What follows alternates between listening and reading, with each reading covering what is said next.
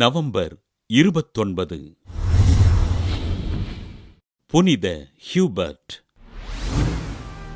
Belgium நாட்டிலுள்ள அக்விடேன் பகுதியில் வாழ்ந்த பெர்ட்ராண்ட் என்பவருக்கு கிபி 656ஆம் ஆண்டு பிறந்தார். ஹியூபர்ட்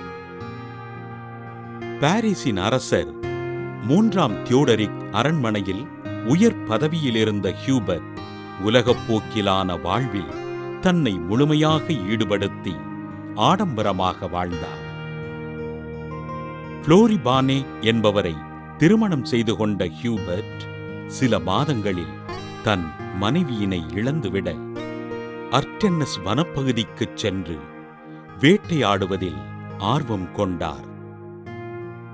இறைபக்தியின்றி வாழ்ந்த இவர் ஆண்டவரின் குரலொலியினை கேட்டு மனம் திரும்ப ஆண்டவரின் அறிவுறுத்தலின்படி மாஸ்ட்ரிக்ட் மறைமாவட்ட ஆயர் மேதகு லாம்பெர்ட்டை சந்தித்து அவரை தன் ஆன்ம குருவாக ஏற்றுக்கொண்டார். குருவாக விருப்பம் கொண்டு குருத்துவ பயிற்சி பெற்று ஆயர் லாம்பெர்ட்டின் திருக்கரங்களால் குருத்துவ அருட்பொழிவு பெற்ற ஹியூபர்ட் மாஸ்ட்ரிக்ட் மறைமாவட்டத்தின் அருட்குருவாக இறைப்பணிகளை செய்தார். ஆயர் லாம்பெர்ட் விண்ணகமடைய மாஸ்ட்ரிக்ட் மறைமாவட்ட ஆயராக பொறுப்பேற்ற ஹியூபர்ட் தன் குடும்ப சொத்துக்கள் அனைத்தையும் விற்று ஏழைகளுக்கு பகிர்ந்தளித்தார்.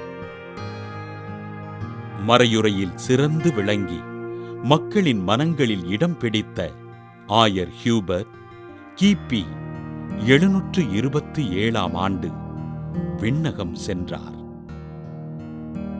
ஆண்டவரின் பணிகளை முழு அர்ப்பணிப்போடு செய்து அர்டென்னஸ் வனப்பகுதி மற்றும் டாக் செந்திரியா பகுதியில் வாழ்ந்த மக்களை மனம் திருப்பிய ஆயர் ஹியூபெர்ட்டினை திரு அவை புனிதராக உயர்த்தி கணிதவியலாளர்களுக்கு பாதுகாவலராக அறிவித்தது. புனித ஹியூபெர்ட் திருவிழாவினை கொண்டாடுகின்ற நாம் கணித பணிகளை செய்வோருக்காகவும் அவர்களின் நல்வாழ்விற்காகவும் ஆண்டவர்